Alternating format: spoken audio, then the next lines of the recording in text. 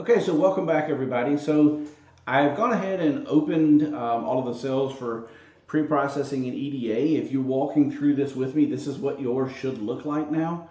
So the reason we check the data types right up front is many times during pre-processing, we have to do some heavy lifting and do some typecasting here because, as you know, a machine learning algorithm or any type of algorithm really doesn't have a value to assign to a word if a character or a string or something like that is in your data set, right? We don't have that type of problem. If you go back up here and we look, we have time of day, air temperature, humidity, dew point, barometric pressure, and solar radiation in the sample there, and we're not worried about anything other than the numbers there, and we need to get everything to a number. So even if it's a word or a series of words or a series of categories in this particular section, we would have to convert that over to either a column with numbers in it or a series of columns that would have binary numbers in it. So you can dive a little bit deeper into that if you have that situation, if you're working along with a different set of data or something like that.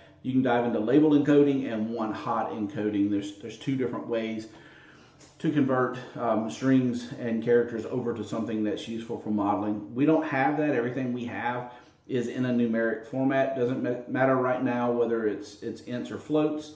Everything's good. We're not getting into the efficiency of modeling or memory or anything like that. We just want everything in a number. Also, we're going to check for any missing values. We don't want missing values in our data. We can do a quick is null here to check. We don't have any missing values, so we're good to go. As we mentioned earlier, we've got to convert air temp and dew point over to Fahrenheit degrees, so we know what's going on. And then last but not least, we pull a quick describe on our data frame. That takes all of our numeric variables and shows us descriptive statistics. This is a great place for you to think about things like distribution, mean, standard deviation, or is one side of the data skewed more than another. We won't get into those things here in this exercise because this is a very introductory exercise. Just know as you get deeper into this, those things matter tremendously when it comes to modeling, and a lot of what we do as ML engineers and data scientists is move this data around. We transform a lot of it to get it into the appropriate format so models can actually be very sensitive to it. Quite often we don't just leave it in the format that it comes in to the notebook with. So recognize that there's a lot of heavy lifting there still done to do. Correlation as well. I mentioned this in the last video, right? We're really studying the features, the relationship between the features. If you are unsure what correlation is, dive into Pearson's correlation coefficient online. It'll give you everything in the world that you need to know. Basically, in this particular regression problem, we look at correlation because we're trying to identify features or the X values that are highly related to one of those, to one another. You see solar radiation sitting out here on the end, right? But you've got situations like this intersection between dew point and air temp where you got a 0.82 correlation here, where correlation only runs from -1, being strongly negatively related, to +1, which is strongly positively related. You want to be careful when you have X values that are strongly related to one another because they may actually impact the model. You may get some feature bias into the model and it actually learn that particular rule, if you will, more than others, or treat it with a stronger priority more than others. For this particular exercise, we're not worried about that particular problem. It's called collinearity, if you'd like to go look it up, but we're not necessarily worried about that. We're just looking at the correlation, taking a note of correlation itself, so you can dive a little bit deeper into it in the next exercise. So let's get into the modeling. That's what this video is about. And again, I'm going to treat it the same way as I did the last exercise. So I'm not going to run any of these cells until the next video. So the first thing we have to do is split our data up. Now, why in the world do we need to split our data? We've got this really nice data set here, really nice spreadsheet full of 7 variables. 6 of them we're going to use for inputs, and 1 of them, solar radiation, that we're going to use for output. Why do we need to cut it up? Well, we actually need to split it up because a big part of machine learning and using an algorithm to find the patterns of the relationships between the features and the related outcomes, a big method that you actually do in order to solve that problem is called training. And you have to use a large amount of the data. Remember, this is historical data. You give it to the algorithm, you apply the algorithm, or you fit the algorithm to the data, and it does what it's supposed to do. That process is called training. Well, if we're going to train the algorithm, we also need to be able to assess how good that training was. So we have to have a piece of the data that wasn't used for training to actually test the algorithm to make sure that it's training appropriately and can generalize or be used on other data with the same structure, the same variables, right? If it doesn't pass the training process, then we either have done something incorrectly to the data, might be using the wrong algorithm. In the end, machine learning might not be the right thing. Machine learning doesn't solve everything, right? And sometimes you have to weigh the costs and the benefits of these problems. Sometimes there's so much that you have to do to the data that machine learning all of a sudden doesn't become a viable problem. Not going to be the case here. So we're going to split this data up into a separate set of values. One are just the X values.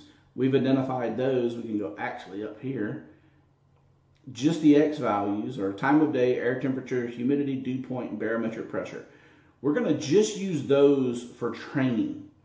Remember, the algorithm is trying to find the relationship between those 5 variables and the outcome, right? That's what it's trying to find. So we're going to separate the X values, or the features, from solar radiation, and we're going to call the X values X values, and we're going to call solar radiation, that single column out there, just a Y value.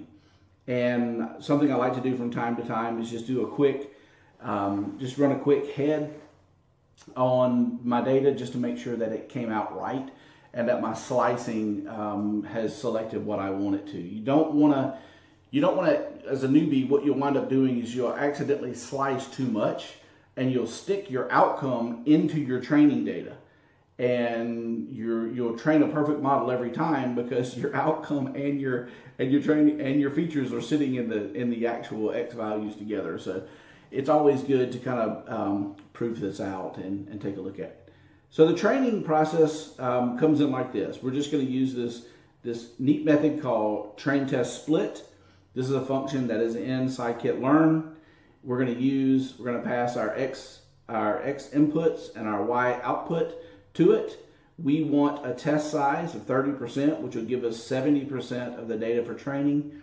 And since this is going to randomly stratify this data to make sure that it's not ordinal or something like that, or something like time of day really doesn't screw with it because it's in a certain order, we're going to pass a value called random state to the train test split, and that's going to ensure that not only is our data randomly stratified, but every time we run this, it's randomly stratified the same way.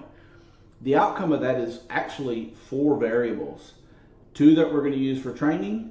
We've got an X train, we've got a Y train, and then 1 that we're going to use to make predictions, and then this one is going to serve as the holdout for ground truth. So last but not least, we're going to go ahead, now that we've got the data in the format we need, we're going to go ahead and instantiate our decision tree regression algorithm out of scikit-learn. Since this is a quick exercise, we're going to limit it to building a decision tree that is only 5 levels deep. And we haven't talked about decision trees. That's the first time you've heard it. There's some more information in the resources about how they work, and we'll look at them here in just a few minutes when we plot them out. Just know that's sort of the basic type of of supervised machine learning algorithm that usually everybody starts with. Has been around for, goodness gracious, 60, almost 70 years now, really before we had any type of machine learning. And it's always good to start there with a really simple algorithm that you can make sense of, right? And like I said, at the bottom of this notebook, I've listed some additional resources and another presentation that I built about how decision trees work, so you can go in and get as mathy as you want and geek out on it, like I always do with algorithms, but we just don't have time for it in this exercise. So after we instantiate or just bring in a copy of that, an instance of that algorithm, and we're gonna this is sort of the knob and the dial that we're gonna control how long it runs and how much information it uses. We're gonna actually fit it, and this is where the training actually happens. And you see we're assigning that to a variable called model, so it's easy to keep up with. And we're passing our training data to it. These are features, and these are the related outcomes of those features. So that's our train test split. That is building our first classification model. And then last but not least, we're going to take that model and apply it to the test set of features that it was not trained on and make predictions. And what that's going to allow us to do is it's going to give us a single column of predictions and a single column of known values from the same features. And that's your your Y test. This is what we always call ground truth. We know what these values are. These are predictions. And we're trying to compare these two values when we assess a model. We'll get into that in the next exercise. Talk to you in a second.